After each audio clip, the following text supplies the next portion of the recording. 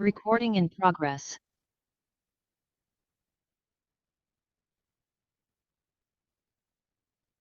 ओम शांति। सुनते हैं आज की मीठी मुरली मीठे बाप दादा से। बाबा कह रहे हैं, मीठे बच्चे, अंतर्मुखी हो, अपना कल्याण का ख्याल करो।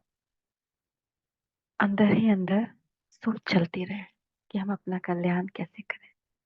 कोई बात समझ में नहीं आए कि इस सिचुएशन में क्या करना चाहिए, मेरा कर्म क्या हो, तो लेटर लिखना चाहिए, बाबा से पूछना चाहिए या निमित्त आत्माओं से पूछना चाहिए।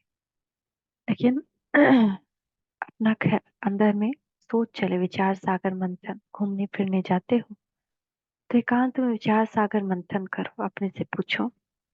हम सदा हर्षित रहते हैं तो एकांत कभी भी बाहर से जरूरी नहीं है मिले। अपने मन में हम एकांत हो जाए, बाहर चाहे कितना भी शोर शराबा हो, हम अंदर में अंतर्मुखी हो जाए, मन की गुफा में चले जाएं, आत्मिक स्वरूप में स्थित होकर चलते फिरते सबके साथ कहीं जा भी रहे तो कुछ न कुछ सोचें अपने उत्थान के बारे में। मैं आत्मा अपना उत्थान और कैसे करूं? क्या मैं सदा हर्षित हूँ? क्या मेरे सारे कर्म श्रीमत अनुसार हैं? तो प्रश्न है, रहम दिल बाप के बच्चों को अपने पे कौन सा रहम करना चाहिए? हम सबको सबसे पहले रहम अपने ऊपर करना है। तो जैसे बाबा बाबा को रहम पड़ता है कि मेरे बच्चे कांटे से फूल बने। तो बाबा क्या चाहता है? मैं सभी बच्चे कांटों से फूल बन जाए। कांटा कौन? जो एक दूसरे को दुख दे, फूल जो एक दूसरे को सुख दे। बाप बच्चों को गुलगुल बनाने की कितनी मेहनत करते हैं, डेली मुरली भेज रहे हैं। तो कितना मेहनत कर रहे, कभी लगा है कि सेम मुरली चली है? नई नई मुरली। तो बच्चों को भी अपने ऊपर तरस आना चाहिए कि हम बाबा को बुलाते हैं, हे पतित पावन आओ फूल बनाओ। अब वो आए हैं तो क्या हम फूल नहीं बनेंगे? रहम पड़े तो देही अभिमानी रहे। अगर हमको स्वयं पर रहम पड़े तो हम स्वयं से ही बहुत मेहनत करेंगे कि मैं आत्मा हूँ, मुझे अपनी स्थिति में स्थित रहना है, मुझे पहले अपने आप को सही रखना है। अपने आप पे सबसे पहले रहम करेंगे। बाप जो सुनाते हैं उसको धारण करें। तो जब हम रहम करेंगे तो एक तो देही अभिमानी रहेंगे, यानी आत्मा अभिमानी रहेंगे, और दूसरा जो बाबा समझा रहे हैं उस पे विचार सागर मंथन कर उसको धारण करेंगे। ज्ञान धारण करने का एक ही तरीका है, जैसे गाय को चारा खिलाओ तो चारा उसको अच्छे से उसके अंदर अब्सॉर्ब हो जाए, उसको क्या करती है? बार बार पकड़ाती है, बार बार मुंह में उसको चिबाती है। तो ऐसे ही इस ज्ञान को धारण करने के लिए हमको बार बार उस ज्ञान का मंथन करना है, बार बार मंथन करना है। तभी उसमें उसका अमृत हमको मिलेगा। इसी की यादगार है कि अमृत विचार, जो सागर मंथन से अमृत निकला, तो एक्चुअली सागर मंथन खाली नहीं था। सिर्फ सागर मंथन से टीवी वाला उसको ऐसा पिक्चर बना दिया, लेकिन वो विचार सागर मंथन था। एक वर्ड गायब हो गया। तो विचार सागर मंथन से अमृत निकला जिससे असुर देवता बने, मतलब जो अमृतत्व को प्राप्त किए। तो हम सब क्या थे? आसुरी वृत्ति वाले। अभी ये जो अमृत मिलता है, और सागर मंथन करिएगा और अमृत मिलेगा, इतने उच्च देवता बनेंगे। तो ओम शांति। या तो बच्चे समझते हैं, या बाप भी है, टीचर भी है, सदगुरु भी है। तो कहीं पे भी हम सेंटर पे जो मुरली सुनने जाते हैं तो एक कॉपी एक कलम सब लिए रहता है ना। और नहीं भी अगर कॉपी कलम लेने का टाइम है तो दिन में कुछ पॉइंट करे, जब ठंडा कम हो, जब आप लोग लिख सकते हैं, तो उस वक्त एटलीस्ट देखिए कि खुद भगवान आता था तो कई कई मील से दूर 5 बजे सब एग्जैक्टली पहुंच जाता था। जैसे 3 बजे ही यात्रा स्टार्ट कर दिया, नहा धोकर तैयार होकर के, फ्रेश होकर के, कॉपी पेन लेकर के मुरली पे सुनने जाता था। तो उन लोग क्या हो गया? उन लोग का उद्धार हो गया ना। ऐसे ही ये रहना चाहिए। जब हम स्कूल जाएंगे तो ऐसे ही जाकर बैठेंगे नहीं ना, नहा धो के ही जाएंगे स्कूल भी। नहा धो के जा करके बैठेंगे, मुरली सुनेंगे, सॉरी पढ़ाई लिखाई करेंगे। टीचर जो बोलता है उसको लिखते हैं ना हम लोग। कोई कोई स्टूडेंट कुछ नहीं लिखता है, खाली जाता है खाली आ जाता है, तो बैक बेंचर हो जाता है ना। लेकिन जो टीचर बोला उसको लिखता है, नोट करता है, समझता है, उस पे सोचता है, उसको रिवाइज करता है, वो नंबर 1 आता है। तो हम लोग भी बाबा ही कह रहे हैं, अपने पे थोड़ा सा दया करो, थोड़ा आत्माभिमानी बनो, और बाप जो सुनाते हैं उसको ध्यान करो, तो मन भी स्वच्छ हो, तन भी स्वच्छ हो। तो यह बाप भी है, क्योंकि एक ही बाप टीचर सतगुरु हमको पढ़ा रहा है। भले वाणी किसी की भी हो, लेकिन शक्ति उसी की है, पढ़वा वही रहा है। तो बाप बच्चों से पूछते हैं कि तुम यहाँ जब आते हो तो इन लक्ष्मी नारायण के और सीढ़ी के चित्र को देखते हो। तो हम लोगों ने सीढ़ी का चित्र देखा है ना, कैसे हम उतरते आए हैं। लक्ष्मी नारायण का भी चित्र देखा है ना, याद है।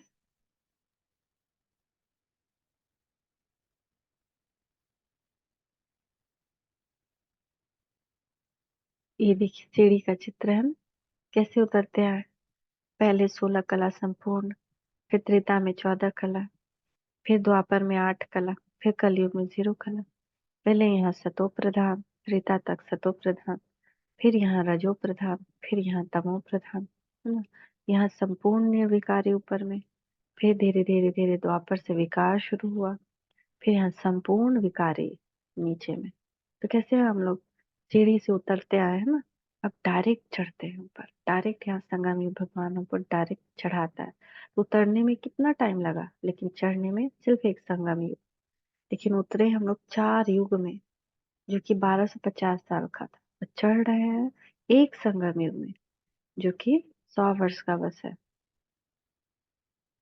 तो लक्ष्मी नारायण के और सीढ़ी के चित्र को देखते हो, जब दोनों को देखा जाता है तो एम ऑब्जेक्ट और सारा चक्र बुद्धि में आ जाता है कि हम देवता बनकर फिर ऐसे सीढ़ी उतरते आए, है ना। हम लोग देवता बने, फिर ऐसे सीढ़ी उतरते आए, पूरा चक्र आ गया ना बुद्धि में। और एम ऑब्जेक्ट क्या है अभी हमारा, लक्ष्मी नारायण बनना। यह ज्ञान तुम बच्चों को ही मिलता है, तुम हो स्टूडेंट। एम ऑब्जेक्ट सामने खड़ा है, बस आया क्या आया सत्युग। कोई भी आए तो उनको समझाओ यह एम ऑब्जेक्ट है। इस पढ़ाई से ये देवी देवता जाकर बनते हैं, फिर 84 जन्म की सीढ़ी उतरते हैं, फिर रिपीट करना है ना। ये चक्कर रिपीट होता रहता है ना, कभी खत्म नहीं होता।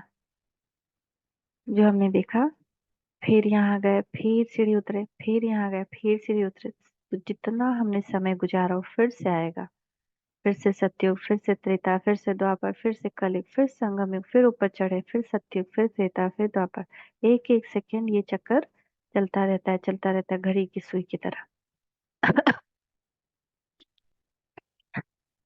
बहुत इजी नॉलेज है, फिर भी पढ़ते पढ़ते नापास क्यों हो पढ़ते हैं। उस जिस्मानी पढ़ाई से भी यह ईश्वरीय पढ़ाई बहुत सहज है। जिस्मानी पढ़ाई कितना हार्ड है, कभी बायोलॉजी, कभी फिजिक्स, इतना इतना फॉर्मूला, इतना इतना वो, कितना हार्ड हम लोग पढ़ाई पढ़े। लेकिन ये ईश्वरीय पढ़ाई कितना इजी है। चक्र और गोला, चक्र और गोला, एम ऑब्जेक्ट और 84 जन्मों का चक्र बिल्कुल सामने खड़ा है। जितना जितना चक्र घुमाएंगे ना, 5 स्वरूप करेंगे ना, बहुत विचित्र विचित्र बातें उभर के आएगी मन में, बुद्धि में, मतलब वो राज खुलेगा। ये दोनों चित्र विजिटिंग रूम में भी होना चाहिए। तो एक बड़ा पोस्टर प्रिंट करवा के अपने रूम में लगा दीजिए, या जहाँ पे गेस्ट आते हो, एटलीस्ट कोई आएगा तो उसको आप बता तो सकते हो, पूछेगा जरूर ये क्या है, कभी देखा तो है नहीं, तो जरूर पूछेगा कि ये क्या है। तो सेवा हो जाएगी ना। या फिर आप कहीं जाइए तो ऐसा कार्ड बना के रखिए। हाँ, एक कैलेंडर बनवा लीजिए जिसमें चक्र और गोरा हो, एक पेज वाला कैलेंडर आता है ना, बहुत ज्यादा कॉस्टली नहीं होता। तो हम लोग तो इतना खर्चा करते हैं, थोड़ा कैलेंडर पे ही खर्चा करवा लें। तो उसमें कैलेंडर दे दिए सबको, सब पूछेगा अरे इसमें ये क्या फोटो है, तो उस पे आप समझा सकते हैं कि ये है। खुद ही पूछेगा ये क्या है, तो खुद समझा दीजिएगा ये है, तो कितनी बड़ी सेवा हो जाएगी। एम ऑब्जेक्ट और 84 जन्मों का चक्कर बिल्कुल सामने खड़ा है। ये दोनों चित्र विजिटिंग रूम में भी होने चाहिए। सर्विस करने के लिए सर्विस का हथियार भी चाहिए, सारा ज्ञान इसमें ही है। यह पुरुषार्थ भी हम अभी करते हैं। सतो प्रधान बनने के लिए बहुत मेहनत करनी है। इसमें अंतर्मुखी हो, विचार सागर मंथन करना है। घूमने फिरने जाते हो तो भी बुद्धि में यही होना चाहिए। यह तो बाबा जानते हैं कि नंबरवार है, कोई अच्छी तरह समझते हैं तो जरूर पुरुषार्थ करते होंगे अपने कल्याण के लिए ना। हम लोग जो भी मेहनत कर रहे हैं दूसरे के लिए तो नहीं कर रहे हैं कि हम मेहनत करें और वो लक्ष्मी नारायण बन जाए, तो अपने लिए कर रहे हैं। हर एक स्टूडेंट समझते हैं ये अच्छा पढ़ते हैं, खुद नहीं पढ़ते तो अपना ही घाटा डालते हैं। आप अपने को तो कुछ लायक बनना चाहिए। तुम भी स्टूडेंट हो, सो भी बेहद बाप के। ये ब्रह्मा भी पढ़ते हैं, तो ब्रह्मा भी बहुत पढ़े, रात रात भर बैठकर विचार सागर मंथन किए, तभी तो नंबर वन चले गए। रात रात भर बैठ करके सबको साकाश देना, विचार सागर मंथन करना, ये लक्ष्मी नारायण है मर्तबा। और सीढ़ी है 84 जन्म को चक्कर। ऐसे तो ही शिव बाबा उनमें हमेशा रहते थे। वो आए, ज्ञान सुनाए और चले गए। ऐसे नहीं कि उनके अंदर लगातार ही रहते थे। तो उसके बाद सारा मेहनत उनको ही करना पड़ता था। बीमार हैं, बहुत खांसी होती थी, तो कभी कभी वो बोलते थे कि बाबा ठीक कर दो, तो बाबा कहते इसलिए थोड़ी मैं आया हूँ, मैं आत्मा को पवित्र बनाने आया हूँ। ये तुम्हारा कर्म भोग है, इसको तुम खुद ही ठीक करो। तो लक्ष्मी नारायण है मर्तबा और सीढ़ी है 84 जन्मों के चक्र। ये पहले नंबर का जन्म, ये लास्ट नंबर का जन्म, है ना। तो वही फिर से बाबा चक्र सीढ़ी पे ही समझा रहे हैं कि क्या है यहाँ पे, क्या है।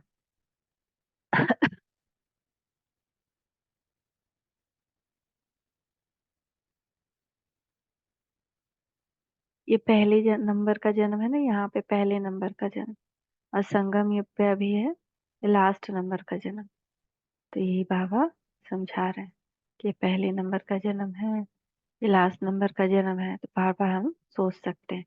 इस बीच में भगवान नहीं आया कि पवित्र बनो पवित्र बनो ना। इतना सारा पाप कर्म जब हम कर रहे थे तो नहीं आया। जब पाप का घड़ा भर गया है तब हमको पवित्र बनने आया, बनाने आया। यहाँ हमने 21 जन्म लिया, यहाँ हमने फिर 42 42 जन्म लिया। तो उस 42 जन्म में नहीं आया कहने कि पवित्र बनो पवित्र बनो। अभी उसको दुनिया बदलनी है, उसको पवित्रता की मदद चाहिए। ये पवित्र दुनिया लानी है, सत्युग लाना है ना। तभी वो रिक्वेस्ट कर रहा है कि मीठे बच्चे इस एक जन्म में पवित्र बनो।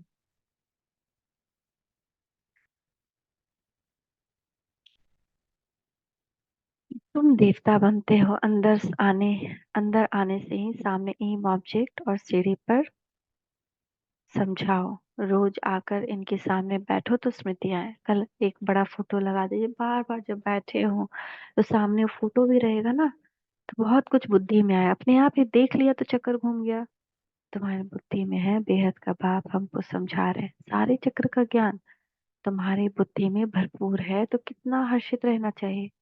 अपने से पूछना चाहिए कि हमारी वह अवस्था क्यों नहीं रहती। क्या कारण है जो हर्षित रहने में रोला पड़ता है। क्यों मन दुखी होता है। क्यों हमारी प्रसन्नता गायब हो जाती है। तो जो चित्र बनाते हैं उन्हों की बुद्धि में भी होगा कि यह हमारा भविष्य पद है, यह हमारी एम ऑब्जेक्ट है, यह 84 का चक्र है। गायन भी है सहज योग। तो बाबा रोज समझाते रहते हैं कि तुम बेहद के बच्चे हो, तो स्वर का वर्षा जरूर लेना चाहिए। सारे चक्र का भी राज समझाया है तो जरूर वह याद करना पड़े। फिर बातचीत करने के भी मैनर्स भी अच्छे चाहिए ना, प्यार से समझाना, युक्ति से समझाना। चलन बहुत अच्छी चाहिए। चलते फिरते काम काज करते बुद्धि में रहे, यही रहे कि हम बाप के पास पढ़ने के लिए आए हैं, है ना। बुद्धि से हम भगवान के पास हैं और उनसे पढ़ाई पढ़ रहे हैं। वो उनके हम स्टूडेंट हैं, वो हमारा टीचर है, सतगुरु है। यह ज्ञान ही तुमको साथ ले जाना है। इस ज्ञान के अलावा हमारे साथ कुछ भी नहीं जाएगा, है ना। हमारा हिसाब किताब ही हमारे साथ जाता है। तो अभी हम हमारा हिसाब किताब बाबा अच्छा बना रहे हैं, इस जन्म का यही चुकतो करवा रहे हैं और नए जन्म के लिए ये ज्ञान दे रहे हैं। इस ज्ञान की प्रारब्ध में ज्ञान और योग, इससे हमको वहाँ बल और वैभव की प्राप्ति होती है। तो पढ़ाई तो सहज है, परंतु अगर पूरी रीति नहीं पढ़ेंगे तो टीचर को जरूर यह ख्याल रहेगा कि अगर क्लास में बहुत डल बच्चे होंगे तो हमारा नाम बदनाम करेंगे, इजाफा नहीं मिलेगा, गवर्नमेंट कुछ नहीं देगी। यह भी स्कूल है ना, इसमें इजाफा आदि की बात नहीं। फिर भी पुरुषार्थ तो कराया जाता है ना। चलन को सुधारो, दावे गुण धारण करो, कैरेक्टर अच्छे चाहिए। बाप तो तुम्हारे कल्याण के लिए ही आए हैं ना, हमारे अच्छे के लिए ही भगवान आए हैं, अच्छे के लिए बोल रहे हैं। परंतु बाप की श्रीमत पर चल नहीं सकते। श्रीमत कहे यहाँ जाओ तो जाएंगे नहीं, कहेंगे यहाँ गर्मी है, यहाँ ठंडी है। बाप को पहचानते नहीं कि कौन हमको कहते हैं। अगर भगवान कह रहे हैं कि यहाँ जाओ, भले वहां गर्मी है ठंडी है, तो कौन उसका ख्याल रखेगा? भगवान रखेगा ना। ना हमको ज्यादा गर्मी लगे ना ठंडी लगे, हम तबीयत नहीं खराब हो।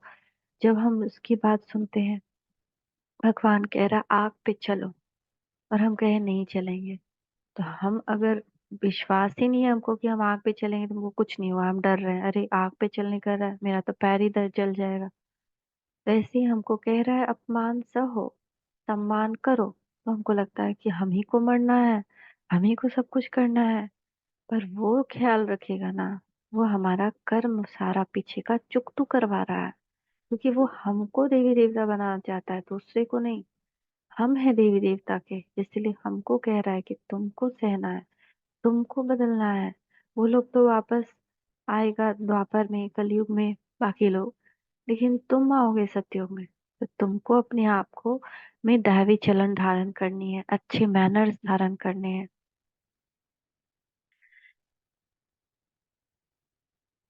पाप को पहचानते नहीं, कौन हमको कहते हैं? ये साधारण रथी बुद्धि में आता है, वह बाप बुद्धि में आता है नहीं। बड़े बड़े राजा को कितना सबको डर रहता है, बड़ी ऑथोरिटी है ना।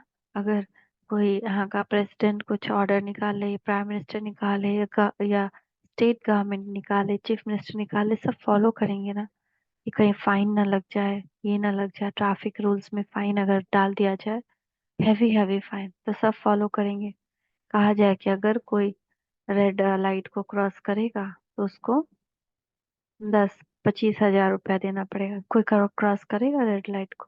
लेकिन यहाँ भगवान तो बहुत बोल रहे हैं कि तुम जो ये रेड लाइट क्रॉस कर रहे हो, यानी कि विकार को 1% भी उस विकार की लाइन के अंदर आते हो, तो यानी कि तुमको 1000 गुना देना पड़ेगा, सजा खानी पड़ेगी। उसका बार बार कह रहा है कि मेरा फरमान है, मेरी वार्निंग है, फिर भी हम नहीं सुन रहे हैं, तो हम कितनी सजा के भागी बन रहे हैं। तो यहाँ तो सबसे बड़ी अथॉरिटी है, यहाँ तो बाप कहते हैं मैं गरीब निवास हूँ, मुझे रचता और रचना के आदि मध्य, मुझे रचता और रचना के आदि मध्य अंत को कोई नहीं जानते। कितनी ढेर मनुष्य है, कैसी कैसी बातें करते हैं, क्या क्या बोलते हैं, भगवान क्या चीज है ये भी जानते नहीं। वंडर है ना। बाप कहते हैं मैं साधारण तन में आकर अपना और रचना के आदि मध्य अंत का परिचय देता हूँ। 84 की सीढ़ी कितनी क्लियर है। बाप कहते हैं मैंने तुमको यह बनाया, अब फिर बना रहा हूँ। तुम पारस बुद्धि थे, फिर तुमको पत्थर बुद्धि किसने बनाया?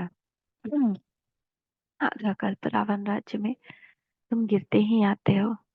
अब तुमको तमो प्रधान से सतो प्रधान जरूर बनना है। विवेक भी कहता है बाप ही है ही सत्य, तो जरूर सत्य ही बोलेंगे ना।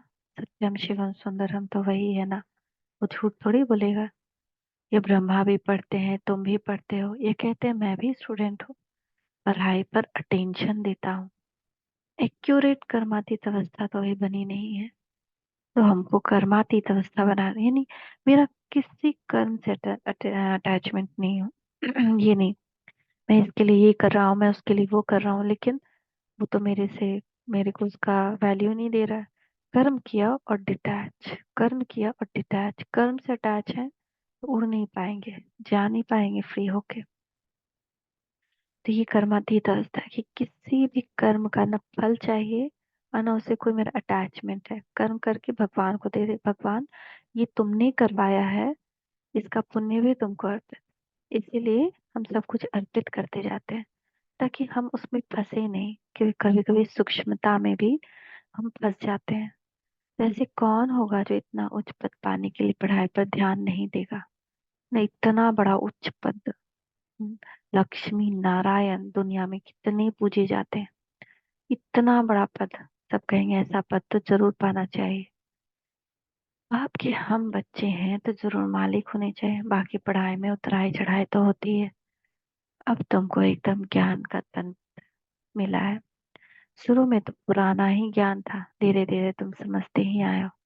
अभी समझते हैं। ज्ञान तो सचमुच अभी हमको मिलता है। बाप भी कहते हैं, आज मैं तुमको गुह्य गुह्य बातें सुनाता हूँ। फट से कोई जीवन मुक्ति पा नहीं सकता, सारा ज्ञान उठा नहीं सकता। पहले ये सीढ़ी का चित्र थोड़े ही था, अब समझते हैं बरोबर हम ऐसे चक्कर लगाते हैं। हम ही स्वदर्शन चक्र धारी हैं, वो हमारा ही है ना, रोटेट कर रहे हैं हम ही ना। तो अपना ही स्वदर्शन चक्र, इसी को तो कहते हैं चलाना। कि हम क्या थे, इस युग में क्या थे, इस युग में क्या बने, कैसे गिरते आए, कैसे ऊपर चढ़े। बाबा ने हम आत्माओं के सारे चक्र को का राज समझा दिया। बाबा कहते हैं तुम्हारा धर्म बहुत सुख देने वाला है। बाप ही आकर तुमको स्वर्ग का मालिक बनाते हैं। औरों की सुख का टाइम तो अभी आया है, जबकि मौत सामने खड़ा है। यह एरोप्लेन, बिजलियां आदि पहले नहीं थी ना। ये सब कहाँ थे, नहीं ना थे। उन्हों को उन्हों के लिए तो अभी जैसे स्वर्ग है। कितने बड़े बड़े महल बनाते हैं, समझते हैं अभी हमको बहुत सुख है। लंदन में कितना जल्दी पहुंच जाते हैं, बस यही स्वर्ग समझते हैं। अब उन्हों को कोई क्या, जब कोई समझाए कि स्वर्ग तो सत्युग को कहा जाता है, कलयुग को थोड़ी स्वर्ग कहेंगे। नरक में शरीर छोड़ा तो जरूर पुनर्जन्म नरक में ही लेंगे। आगे तुम भी ये बातें नहीं समझते थे, अब समझते हो। रावण राज्य आता है तो हम गिरने लग जाते हैं, सब विकार आ जाते हैं। अभी तुमको सारा ज्ञान मिला है, तो चलन आदि भी बहुत रॉयल होनी चाहिए। अभी तुम सतयुग से भी जास्ती वैल्यूएबल हो। बाप जो ज्ञान का सागर है, वो सारा ज्ञान अभी देते हैं। और कोई भी मनुष्य ज्ञान और भक्ति को समझ न सके, मिक्स कर दिया है। समझते हैं शास्त्र पढ़ना यह ज्ञान है और पूजा करना भक्ति है ना। दोनों अलग अलग चीज है।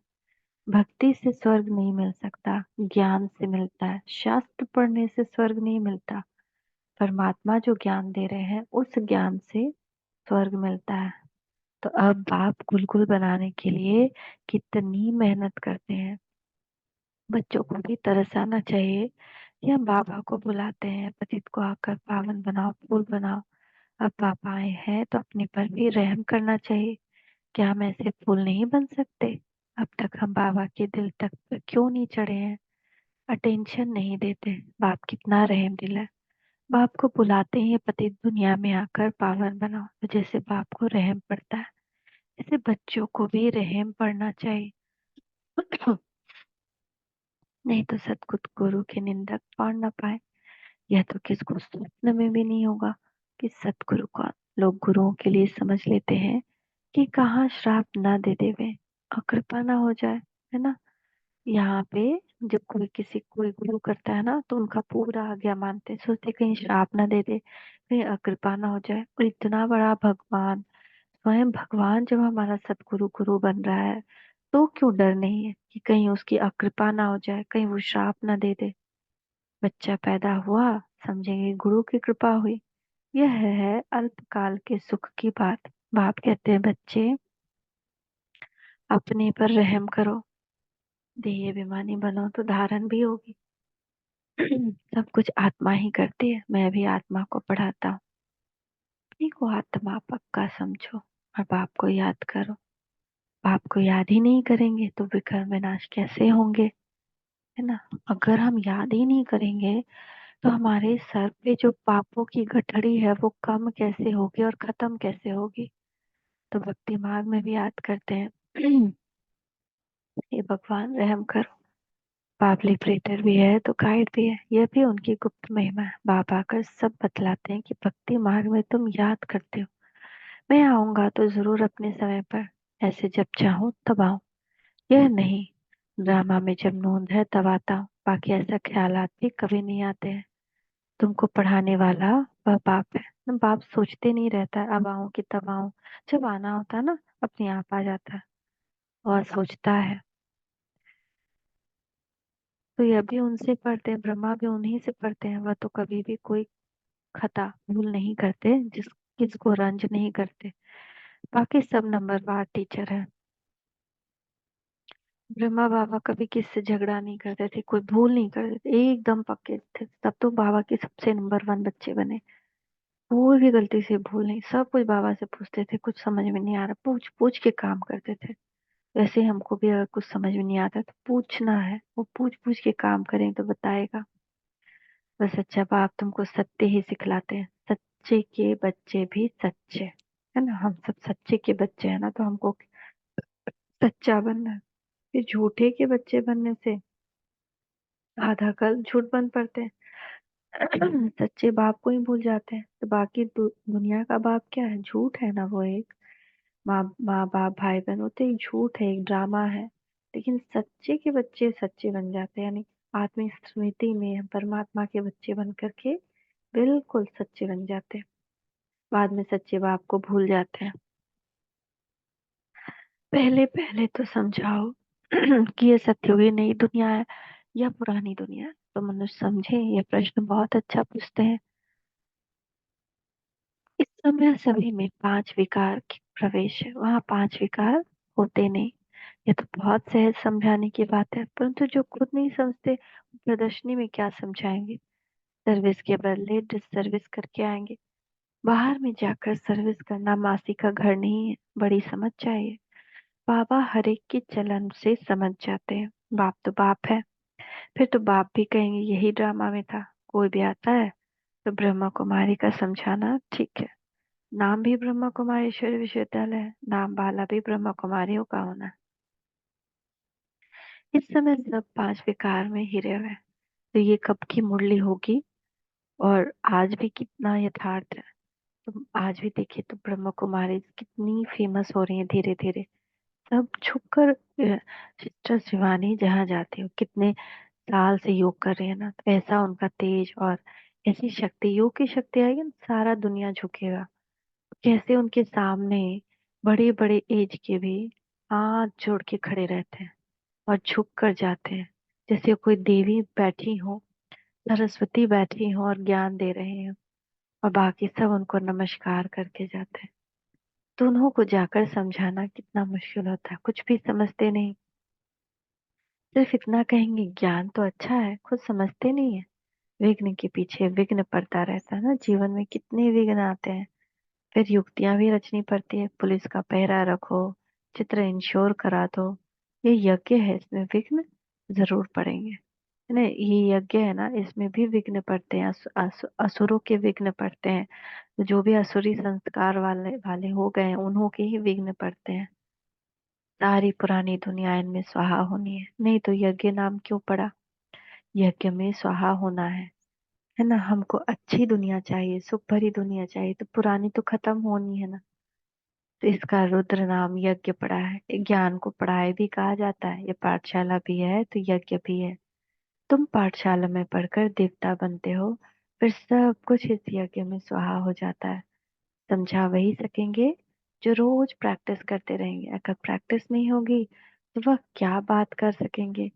दुनिया के लिए, दुनिया के मनुष्यों के लिए स्वर्ग अभी है, अल्पकाल के लिए। सोचते हैं ना, हीटर है, गीजर है, सोफा है, डाइनिंग है, बेड है, अच्छा अच्छा खाना है, तो स्वर्ग है। पर ये स्वर्ग थोड़ी है।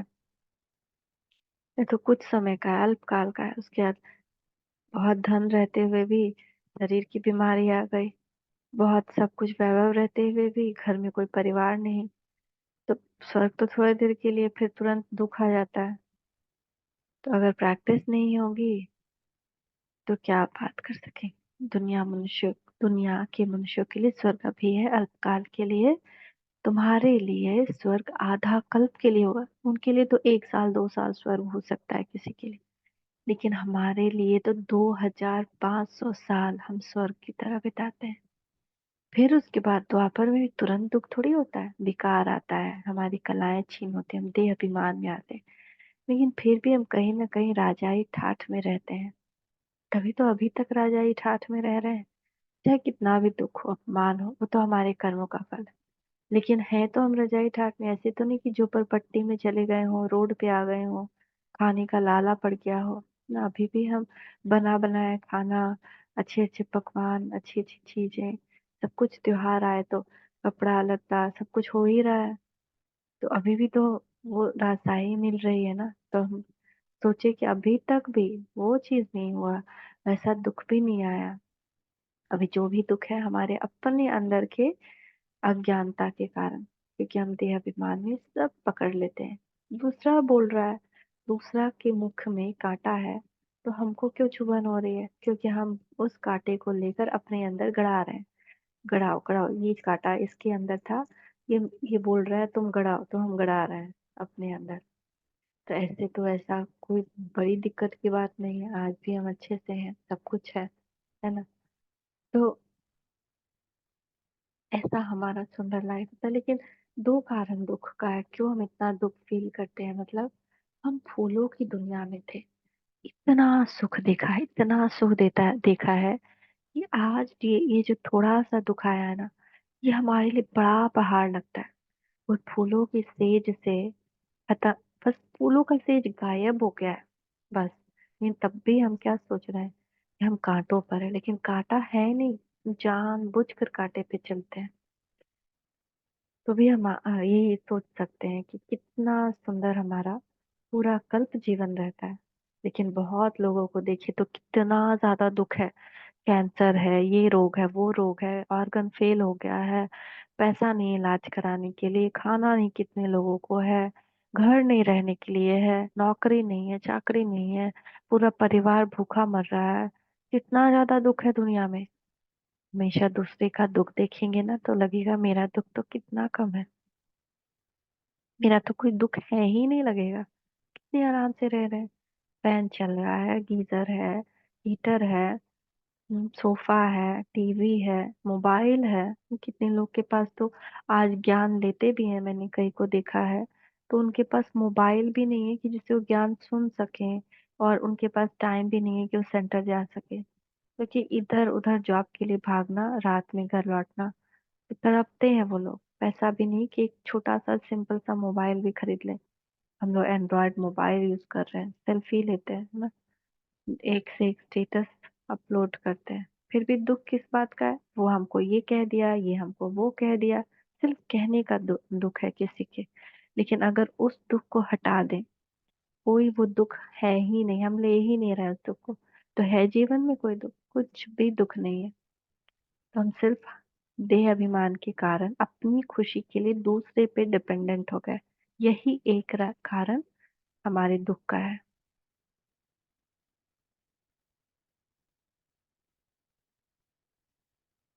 तो मनुष्यों के लिए तो अल्पकाल का स्वर्ग है, तो हमारे लिए तो पूरा, एक्चुअली पूरा कल्प। बाबा यहाँ कह रहे हैं आधा कल्प स्वर्ग होगा, वो तो संपूर्ण स्वर्ग होगा, वहां विकार भी नहीं होगा, लेकिन बाकी आधा कल्प भी स्वर्ग ही रहता है हमारे लिए। जब ये ड्रामा बना, विचार किया जाता है, तो बड़ा वंडर लगता है। अब रावण राज्य खत्म हो, राम राज्य स्थापन होता है, इसमें लड़ाई आदि की कोई भी बात नहीं। यह सीढ़ी देख लोग बड़ा वंडर खाते हैं। तो बाप ने क्या क्या समझाया है, यह ब्रह्मा भी बाप से ही सीखा है, जो समझाते रहते हैं। बच्चियां भी समझाती हैं, जो बच्चों बहुतों का कल्याण करते हैं उनको जरूर जास्ती फल मिलेगा। पढ़े हुए के आगे अनपढ़े जरूर भड़े ढोएंगे। बाबा रोज रोज समझाते अपना कल्याण करो। इन चित्रों के को सामने रखने से नशा चढ़ जाता है, इसलिए बाबा ने कमरे में ये चित्र रख दिए हैं। एम ऑब्जेक्ट कितनी सहज है, इसमें कैरेक्टर्स बहुत अच्छी चाहिए। दिल साफ तो मुराद हासिल हो सकती है। अच्छा, मीठे मीठे सिखी लबे बच्चों प्रति माता पिता बाप दादा का याद प्यार, गुड मॉर्निंग। रूहानी बाप की रूहानी बच्चों को नमस्ते। इसको हमेशा दिल से बाबा को इस ज्ञान को देने के लिए शुक्रिया करिए, जरूर बोलिए। हम बच्चों के भी रूहानी माता पिता बाप दादा को याद प्यार, गुड मॉर्निंग, नमस्ते बाबा, नमस्ते, शुक्रिया बाबा, शुक्रिया। धारणा के लिए मुख्य सर, सदा स्मृति में रखना है, हम बेहद बाप के स्टूडेंट, भगवान हमें पढ़ाते हैं, इसीलिए अच्छी तरह पढ़कर बाप का नाम बाला करना, अपनी चलन बड़ी रॉयल रखनी है, बाप समान रहम दिलपन, कांटों से फूल बनना है और दूसरों को फूल बनाना है। अंतर्मुखी बन अपने व दूसरों के कल्याण का चिंतन करना है ना। किसी ने हमें कुछ कह दिया, हम उसका चिंतन करते हैं, लेकिन हम जब देख रहे हैं कि किसी के संस्कार आसुरी हो रहे हैं, वो दिन प्रतिदिन और तमो प्रधान होते जा रहे हैं, तो हम फिर अंदर चिंतन मनन करें कि इनको किस युक्ति से ज्ञान दिया जाए, किस युक्ति से इनको यह एहसास कराया जाए कि ये ज्ञान है ना। हम जिसके पास भी सामने रह रहे हैं, तो उसके लिए तो मेरे लिए बहुत इजी है ना कि सामने रहकर हम कुछ न कुछ युक्ति निकालें, कुछ न कुछ तरीके से समझाएं, प्लान बनाएं। आज का वरदान, मीठे बच्चे। देखिए भरत हंस बाबा का अपने ऊपर। मीठे बच्चे, हलचल में दिल शिकस्त होने के बजाय, किसी हलचल में दिल शिकस्त होने के बजाय बड़ी दिल रखने वाले हिम्मतवान भवा। कभी भी कोई शारीरिक बीमारी हो, मन का तूफान हो, धन में या प्रवृत्ति में हलचल हो, सेवा में हलचल हो, उस हलचल में दिल शिकस्त नहीं बनो, बड़ी ही दिल वाले बनो। जब हिसाब किताब आ गया, दर्द आ गया, तो उसे सोच सोच कर दिल शिकस्त बन बढ़ाओ नहीं। अगर हम किसी बात से हार रहे हैं ना, ओह पेन, ओह पेन, या ओह कहाँ से पैसा लाए, ओह कैसे काम करें, या कोई कुछ कह दिया, मन में एकदम तूफान आ गया, घुर मुर अंदर चल रहा है ना, या प्रवृत्ति में कोई हलचल है, घर में कोई अच्छा नहीं काम कर रहा है, कोई कुछ गलत काम कर रहा है, बहुत हलचल कुछ है, तो उसमें अपने आप हार नहीं माननी है, दिल शिकस्त नहीं बनना है। ऐसे बनेंगे तो समस्या और बढ़ जाएगी। हिम्मत वाले बनो। ऐसे नहीं सोचो हाय क्या करूं, नहीं, ये मत कहो खुदा से मेरी मुश्किलें बड़ी है, ये मुश्किलों से कह दो मेरा खुदा बड़ा है।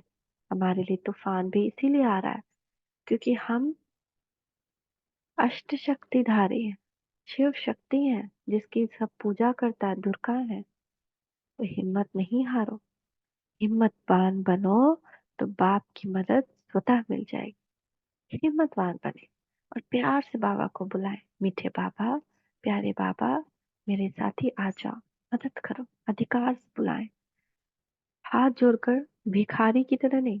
वो बाप है, वो मित्र है, वो माँ है, वो गुरु है, वो साथी है।